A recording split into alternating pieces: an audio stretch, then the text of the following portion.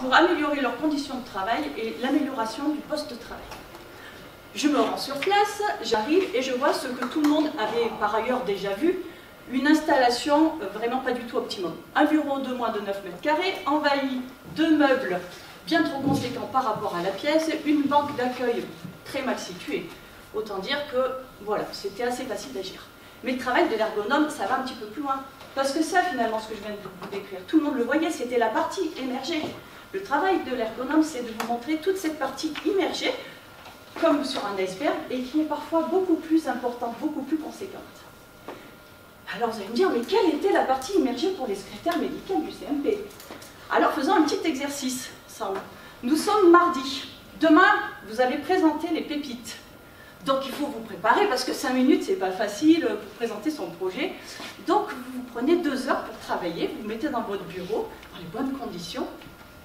Mais toutes les 5 minutes, un collègue va venir frapper à votre bureau pour vous demander des renseignements, etc. Toutes les 10 minutes, votre téléphone va sonner. Alors on ne parle même pas des mails, puisque vous en recevez une 50aine par jour. Et puis vous avez oublié, parce que le surlendemain, vous avez une réunion. Et il faut préparer votre petit compte rendu. Difficile d'être performant dans ces conditions. Ben voilà. En fait, vous venez de vivre ce que vivaient tout au long de la journée les secrétaires médicales. Des interruptions de tâches permanentes. Conséquences, stress, charge mentale élevée, peur de se tromper, et aussi l'impression de ne pas être considérés dans leur travail. Alors, qu'avons-nous mis en place? Alors, je vous donnerai juste une des solutions parce que je vois bien que j'arrive au terme de mon tripalium d'aujourd'hui. Le temps. Et en fait, le téléphone sonnait de 8h à 17h, sans discontinuer, plus de 100 appels par jour. Nous avons mis en place des heures de standard de 9h à midi et de 14h à 16h pour permettre de dégager du temps pour réaliser les nombreuses autres tâches des secrétaires en étant un peu moins interrompus et de façon plus sereine. Alors moi je vous dis, si vous avez envie d'en savoir un petit peu plus, si vous avez envie de vous inscrire comme on a commencé à le faire sur le Puy, dans une vraie démarche d'amélioration des conditions de travail, de qualité de vie au travail, et pour lutter aussi tout au bout contre l'absentéisme, je vous invite juste à prendre votre stylo et noter 04 71 07 55 55. Vous demandez le poste 10 31 ou 30 31, et c'est avec grand plaisir que j'échangerai sur le sujet avec vous.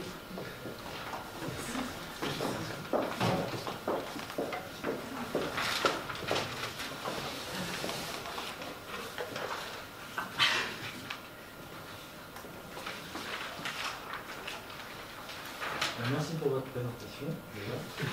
Qu'est-ce que vous avez comme outil concret que vous pouvez proposer, par exemple, dans un secrétariat en dehors de, vous savez, des champs, vous avez appelé ça, je ne sais plus, ça allait vite là. Alors, vous voulez dire, oui, souvent quand, peut-être, alors vous me direz si je me trompe, c'est en fait la hauteur de la, je suis souvent amenée, on m'appelle souvent pour la hauteur de la table. D'accord. Mais ça, voilà, c'est important, on ne va pas dire que ce n'est pas important, bien sûr, parce que les troubles musculo-squelettiques sont aussi une des causes des arrêts de travail importantes au niveau de l'hôpital. Mais souvent, on se rend compte que c'est vraiment l'arbre qui cache la forêt, et que souvent, on a des problématiques au niveau de la communication, l'organisation. C'est vraiment tellement divers que je peux, voilà. Je suis intervenue par exemple au niveau d'une unité de soins. Mon premier travail, ça a été, d'ailleurs mon mémoire, c'était comment réduire la violence dans une unité de soins pour patients autistes.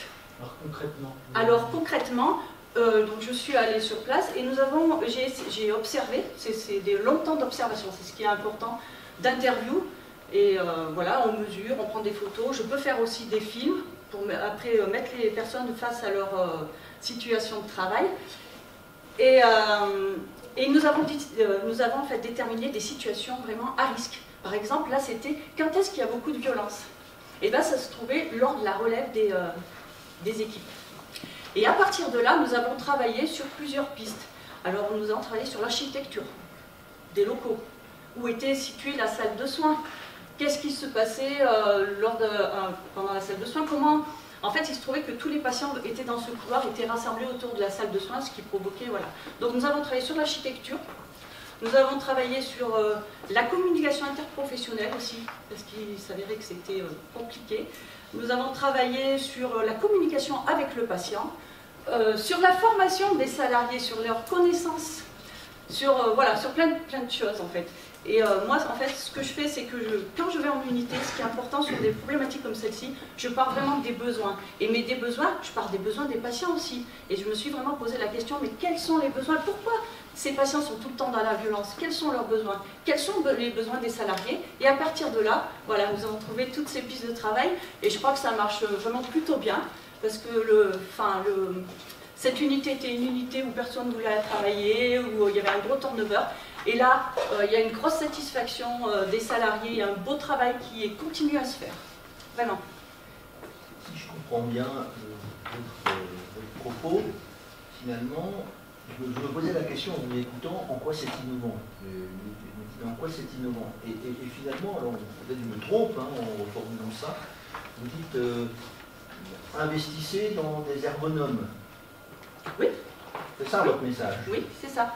C'est innovant dans le sens où, en fait, déjà, on a beaucoup de mal à parler de son propre travail et souvent on ne le connaît pas, on a du mal à revenir sur notre travail voilà. Et alors, c'est encore plus difficile de connaître le travail des autres parce qu'on ne le voit pas, c'est normal, hein, on est chacun face à nos problématiques, donc voilà. Et en fait, le travail de l'ergonome, c'est ça, c'est de montrer le travail des autres, de montrer le travail réel et de le valoriser, en fait. Et parce que vous n'avez pas le temps de le faire la plupart du temps, hein, on est tous pris, on l'a dit.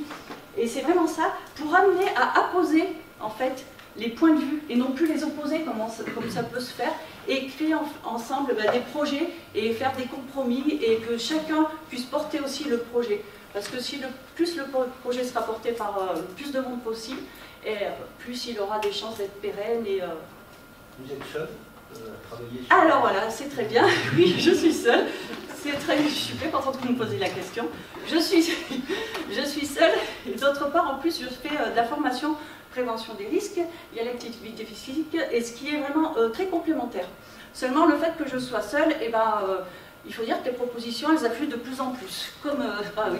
Les demandes. Les demandes, oui, pardon. Vous intervenez sur demande des services. Sur demande, alors j'ai établi une procédure, hein, parce qu'on ne peut pas intervenir comme ça. C'est important aussi de bien construire au niveau social son intervention.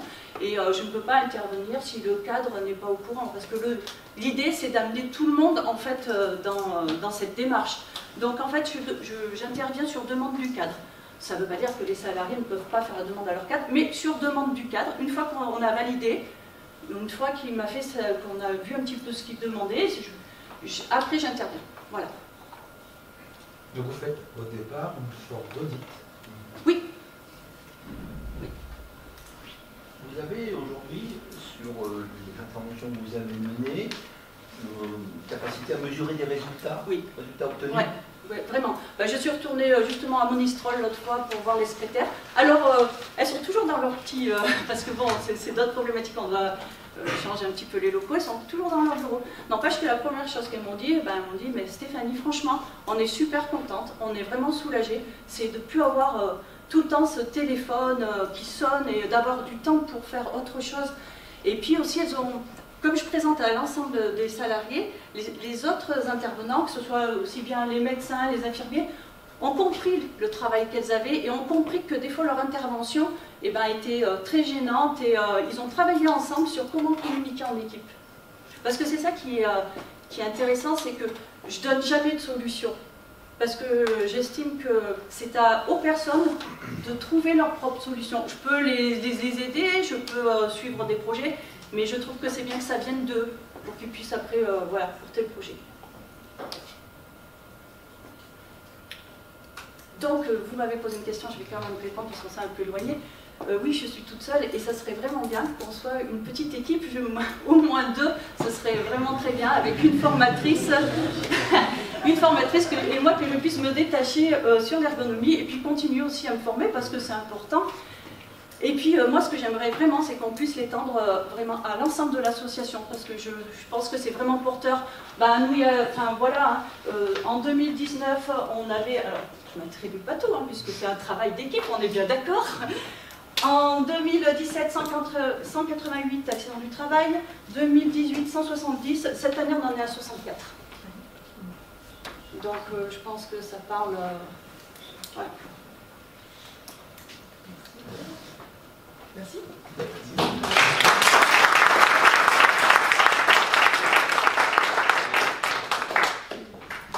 Alors, les squatteurs du blues.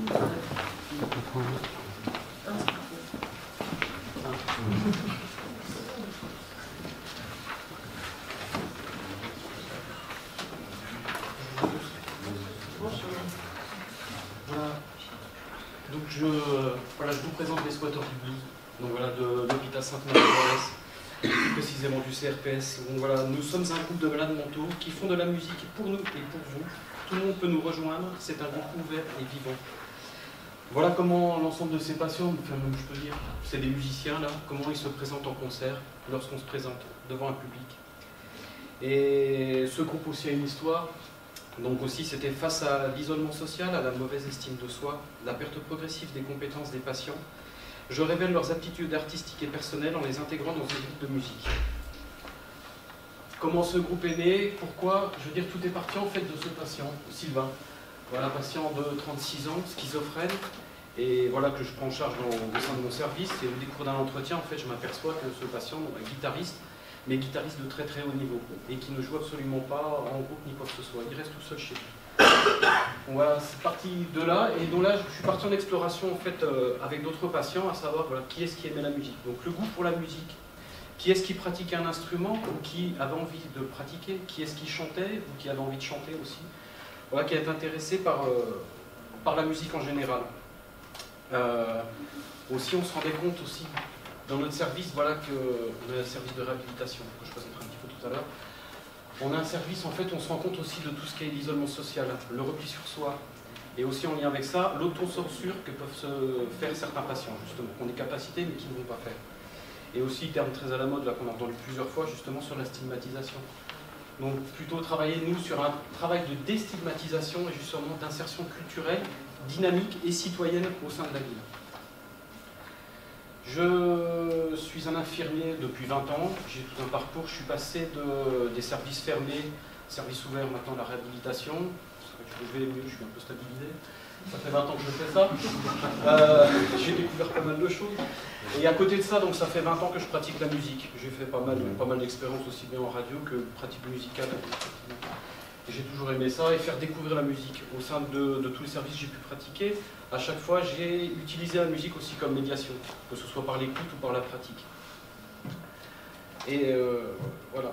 Maintenant, c'est vrai que je travaille ça fait 2 ans que je travaille au bar thérapeutique de Rodez. Donc c'est une structure en fait de réhabilitation située en plein centre-ville. Et on est vraiment sur un lieu d'accueil, sur un lieu d'écoute, qui est ouvert en fait tous les jours de l'année, avec différentes, mais quasiment toute la journée, comme on peut dire en simplifiant. Et voilà, on a une file active très importante, environ 200 patients, mais après, en lien avec tout l'ensemble de l'hôpital Sainte-Marie-de-Rodez. Donc après, une fois que j'ai eu à peu près mes quelques patients, au début on était 3-4, maintenant vous voyez ça s'est un peu étoffé. Donc c'est comme je disais, c'est un groupe ouvert. Toute l'idée en fait, et le nom, pour la petite histoire, les squatteurs du blues, en fait c'est venu d'un de nos patients, celui que vous avez juste derrière là, les squatteurs du blues. Et en fait pourquoi les squatteurs? Tout simplement parce que c'est un groupe ouvert. Et comme il se présente aussi, groupe ouvert à tout le monde. C'est-à-dire que selon les projets, selon les envies, selon les disponibilités des patients, voilà, ils vont venir. Donc des fois je vais avoir un flûtiste qui va se rajouter, je vais avoir d'autres chanteurs, d'autres guitaristes qui vont intervenir et créer, on va dire, des petits sous-groupes selon les projets, selon les représentations qu'il y a à faire. Et ça montre aussi justement toute cette géométrie variable et ces associations qu'on va faire avec ces patients. Donc on se retrouve dans la salle d'activité, là, où on a à disposition tout un ensemble d'instruments. Et toute l'histoire commence, on va dire, à partir de septembre. Et donc là, on va choisir des morceaux. Donc après, il faut savoir que dans ce milieu, enfin, dans ce groupe de patients, on va passer du death metal à Claude François, en passant par du reggae, par tout ça. Donc il y a toute une confrontation et une écoute aussi de tous les différents styles musicaux. On va choisir quelques morceaux, généralement 5 ou 6, qu'on va tester et qu'on va mettre en place et qu'on va répéter. Qu'on va répéter jusqu'à vraiment qu'il soit propre et largement écoutable. Et on va s'établir un répertoire. Maintenant, ça fait donc 2 ans que j'ai cet atelier-là.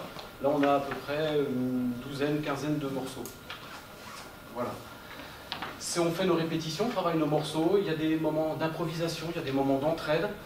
Je vois par exemple Sylvain qui aide beaucoup aussi Olivier qui est juste à côté, qui lui a redonné confiance aussi. On travaille aussi la mémoire, aussi pour mémoriser en fait l'ensemble des arrangements, l'ensemble de aussi quand est-ce que telle ou telle personne chante ou ne chante pas, les paroles aussi. Et aussi on va réussir, là je vais penser essentiellement à Sylvie, la 4e à partir de la gauche là-bas, qui elle en fait était plutôt on va dire justement du genre pragmatique, pas trop, qui aimait la musique mais c'était tout, et maintenant donc qui est même chanteuse principale sur une de mes chansons, quoi. Donc voilà, c'est toute l'expression de et la recherche de toutes ces, mais je parlais même de richesse des patients, et justement de ces musiciens. Des choses qu'on savait, par exemple Sylvain qui était guitariste très bon, et d'autres qui étaient complètement insoupçonnés, quoi. Et après cette association, il y a toute une, je sais pas comment dire, une synergie, une catalyse qui fait la mayonnaise prend, et voilà, on fait des jolis morceaux.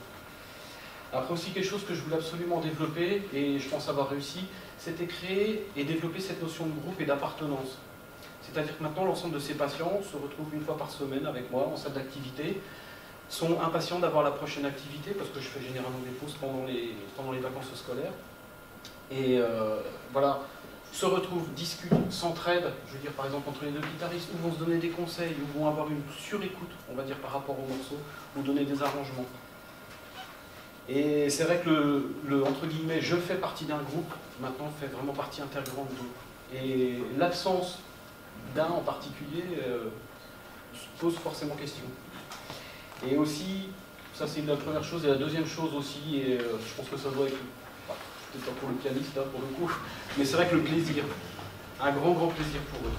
C'est vrai qu'il y a une énorme fierté de se présenter en concert, parce que justement à la fin de l'année, le 21 juin, c'est l'aboutissement, et donc on fait la représentation devant le bar, qui est situé en plein centre-ville, sur une place, en lien avec la mairie de Rodez. Je me dépêche, je suis bientôt à la conclusion, de faire la fête de la musique.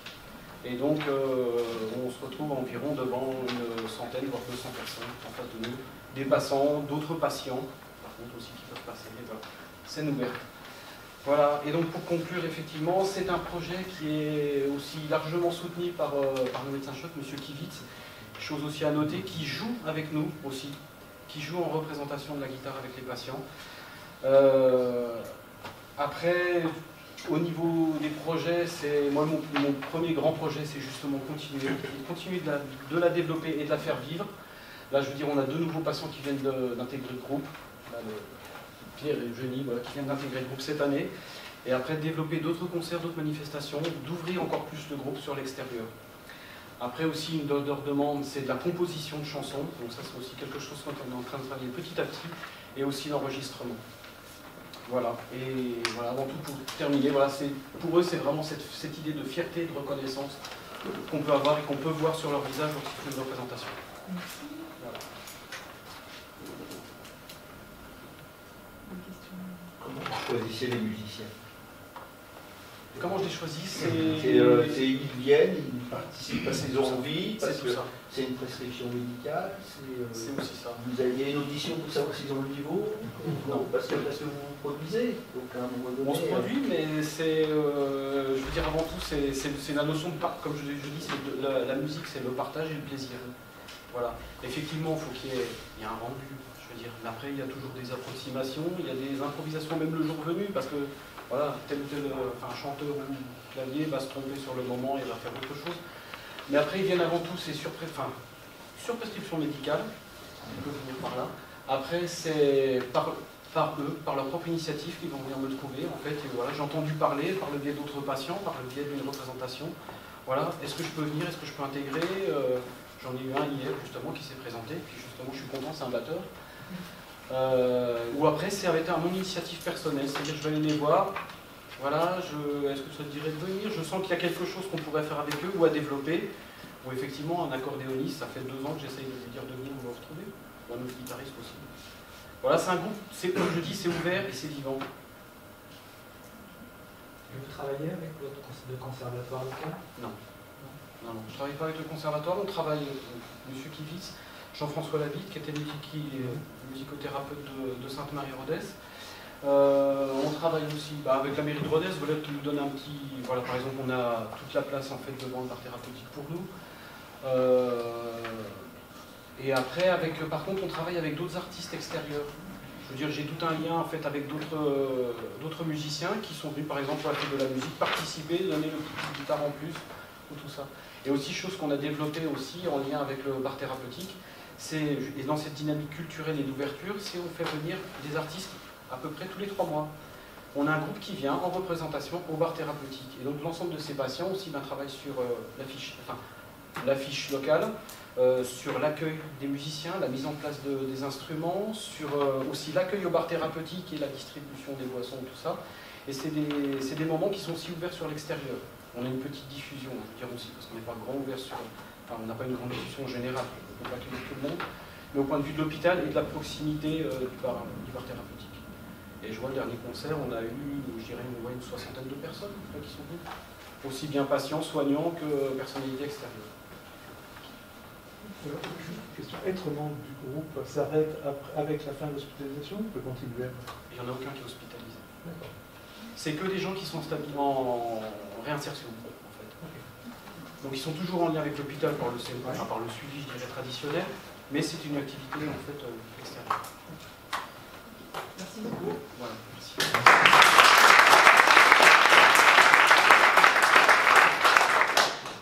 Alors, le judo, la pratique du judo adapté en étage.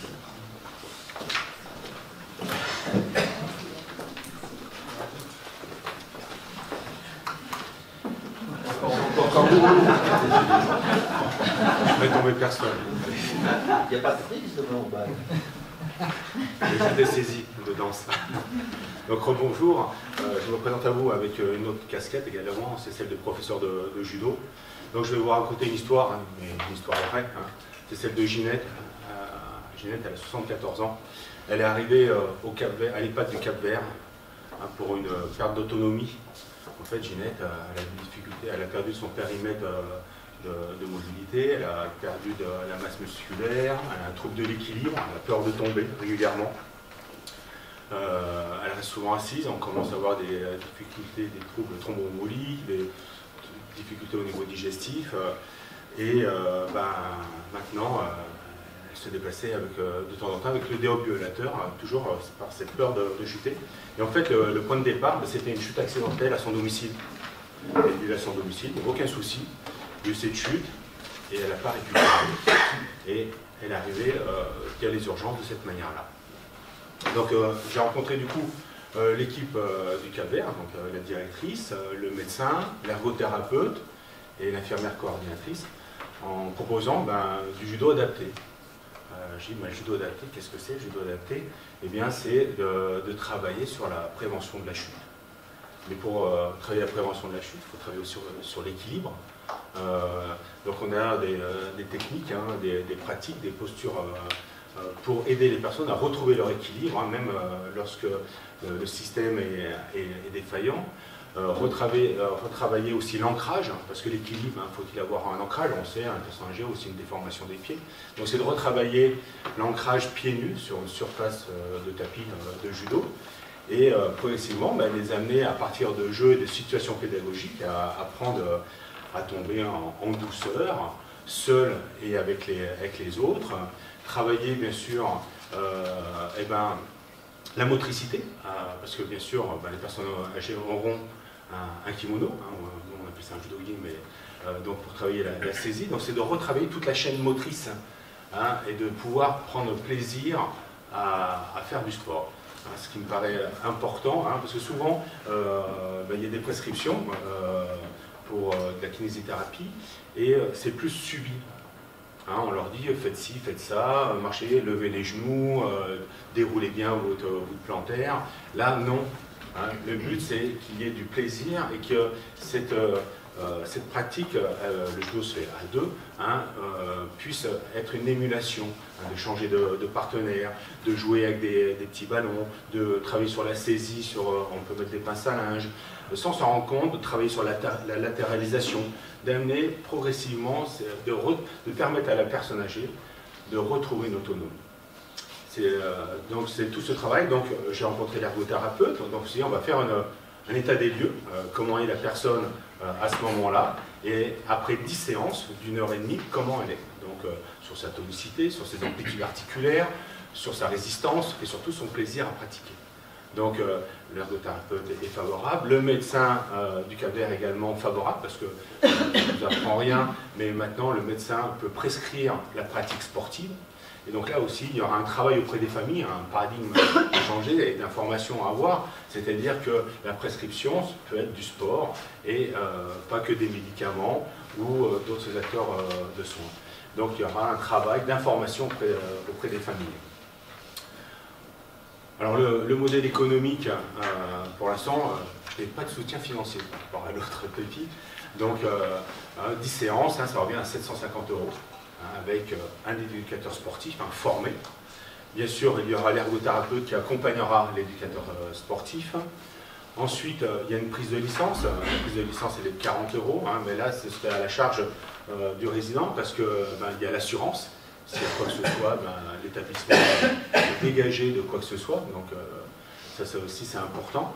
Et bien sûr, après, il y a le modèle matériel, donc la surface de tapis et les kimonos. Donc là, je me suis renseigné auprès de la Ligue d'Auvergne-Rhône-Alpes, qui est prête à mettre à disposition une surface de tapis au Cap-Vert et une quinzaine de kimonos pour les résidents. Bien sûr, le but, c'est d'amener progressivement, s'ils souhaitent s'inscrire sur la durée, à ce que les résidents investissent dans un kimono. Et je pense quelque chose aussi qui est très important, c'est que souvent dans les clubs, on fait des rencontres judo-famille. C'est les enfants qui invitent leurs parents. Là, ce serait chouette de faire du judo-famille, c'est-à-dire que les parents invitent leurs enfants à pratiquer du judo. Je crois que c'est ça, le judo, c'est l'entraide mutuelle. Et dans notre domaine de santé, c'est ça également, c'est l'entraide mutuelle, donc il y a le même vecteur. Donc je pense qu'on va pouvoir travailler la prévention des chutes, et en permettant ce gain d'autonomie, et bien également pour les professionnels de santé, il y a moins de mobilisation, et on est aussi d'une manière, on lutte contre les troubles musculo-squelettiques. Voilà, je voulais finir sur cette note, que des points positifs sur tous les niveaux. Merci à vous. Vous avez déjà fait une séance, du coup, sur la photo derrière? Non. Je n'ai pas fait de séance. Par contre, on a fait des simulations. J'ai fait des séances sur d'autres publics. Sur les Ligues d'Auvergne-Rhône-Alpes, c'est en test. Je sais que sur l'île de France, c'est opérationnel. Ça fonctionne très bien. Là, j'ai vu au Cap-Vert avec le médecin et l'ergothérapeute, ils auraient entre 12 et 14 résidents qui seraient prêts à travailler, à pratiquer le judo adapté. Bien sûr, c'est pas du judo comme vous connaissez.